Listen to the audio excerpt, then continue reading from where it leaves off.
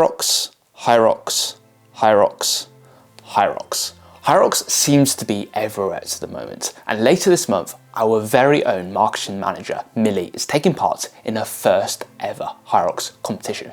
And I went and caught up with her to provide you with the ultimate beginner's guide to taking part in your first ever Hyrox competition. From insights into the nutrition required for a Hyrox event to learning more about the fitness components tested. However, I think it's important to start from the very beginning and learn what Hyrox actually is. I'm Millie and I'm training for my first ever Hyrox race in the open mixed division in Birmingham at the end of October. Hyrox is a fitness race that tests your overall speed, strength and endurance. It combines 8 kilometres of running split into 1 kilometre of intervals and then 8 functional fitness strength stations. For the mixed open division, those strength stations are 1,000 metres on the ski erg, 50 metres sled push, 50 metres sled pull, 80 metres burpee broad jump, 1,000 metres of rowing, 200 metres kettlebell farmer's carry, 100 metres sandbag lunges and 100 wall balls. As we've just learned, Hyrox tests a huge variety of different fitness components through an array of different strength stations as well as the 8 kilometres of running.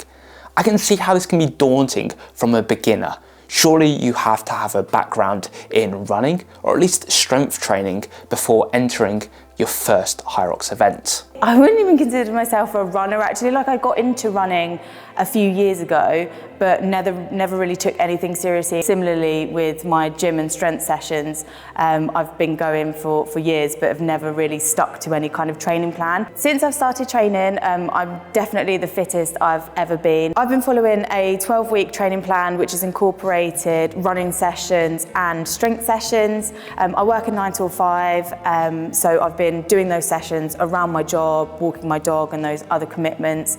I found having a training plan really helped because I'm going to the gym rather than thinking, oh, you know, what should I be working on? There's a structured plan there that I'm able to follow and be able to train efficiently. Now that we've understood that anyone can enter a Hyrox event, even if you don't have a background in strength training or running, I wondered, what does a typical week of training look like? Especially for someone like Millie, who worked a typical 9 to 5 job, as well as trying to balance other life commitments, something I'm sure many of you can relate to. A typical week of training where I'll balance my training sessions around my 9 till 5 will be 3 strength sessions and 2 to 3 running sessions. The strength sessions will be upper body, lower body and also some core with some Hyrox specific station finishes at the end, so something like the ski erg or the rower. For the running sessions, I'll do 2 to 3 a week, 1 long run, that'll be at a lower intensity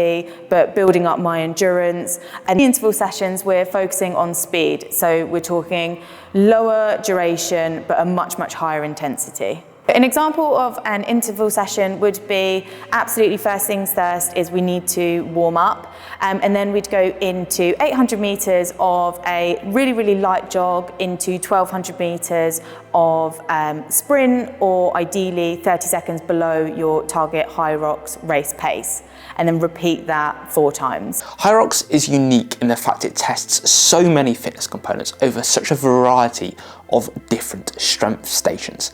And especially as a beginner, should you be perfect in every one of these stations, or can you have some weaknesses?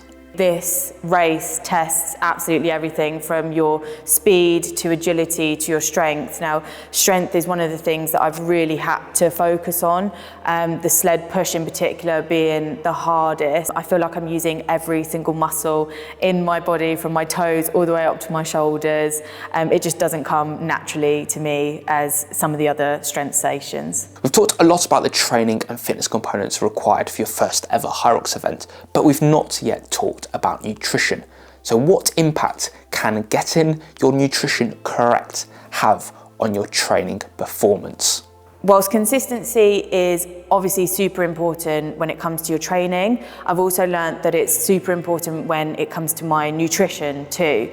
So making sure that I'm fully energized for sessions, that I'm taking fueling during sessions as well if I need to, and also recovering effectively and efficiently. So that because I'm training 5 times a week, I need to be sure that what I'm putting into my body is helping me recover in the most effective way so that I'm ready to go again the next day and the next day until my rest days. If you were to search Hyrox sports nutrition into Google, an almost overwhelming amount of brands and products pop up. But as a beginner or even an elite athlete, which brand and which of their products should you be using? In the past, I've really struggled with my nutrition, but since switching to Veloforte, who focus on natural ingredients, I've been able to feel more energized, train harder, and also recover more effectively. So here we have some of my Veloforte favorites. Now, game changer for me is the Paso electrolytes. I will have one of these during every single session in my water bottle, sipping on them, whether that's strength or running. Absolute holy grail for me. I actually suffered with delayed onset muscle soreness, so DOMS quite a bit before taking these, but haven't actually had any during this training block. So really, really happy with those. Now, depending on strength session, or what strength session I'm doing. If I'm doing a super, super heavy strength session, I will have a choco bar, probably about an hour to 45 minutes before that session. It just gives me that energy to be able to work as intensively as possible. So the choco bar contains 44 grams of carbohydrates. So absolutely perfect to make sure that I've got enough energy to be able to work as much as I can during that strength session.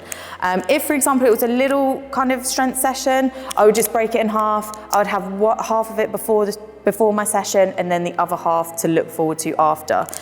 So love, love, love the choco bar.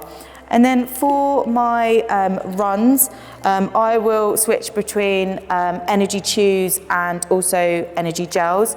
So Amaro Cherry Chews are my absolute favourites. They remind me of a Star Mix. I've got such a sweet tooth, so absolutely love those. They come in individual cubes, there's 6 of them, so I'm able to, on my longer runs in particular, a couple of chews every 25 minutes or so, just to keep my energy levels topped up. And they also contain 75 milligrams of caffeine from guarana. And then we also have the Reba energy gels. So this, for me, growing up in the 90s, feels like a very, very concentrated Ribena.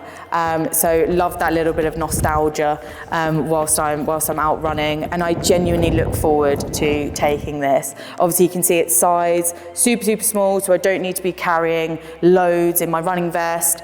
It doesn't take up much room, and there's 22 grams of carbs in this little pack, so absolutely perfect for me. And then after every session, I will have a Malto protein shake.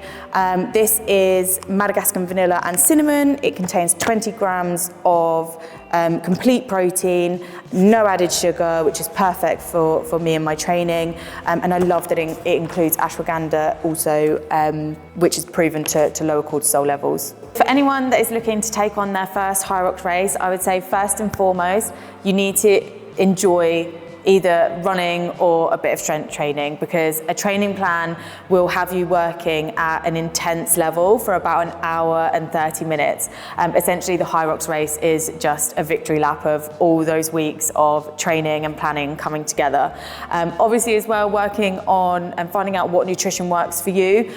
So some nutrition that works for one person isn't going to work for someone else, and absolutely test out different things during training and know exactly what your body responds well to, so you're in the best possible shape come race day. We hope you enjoyed and found this video insightful to a beginner's guide to Hyrox training.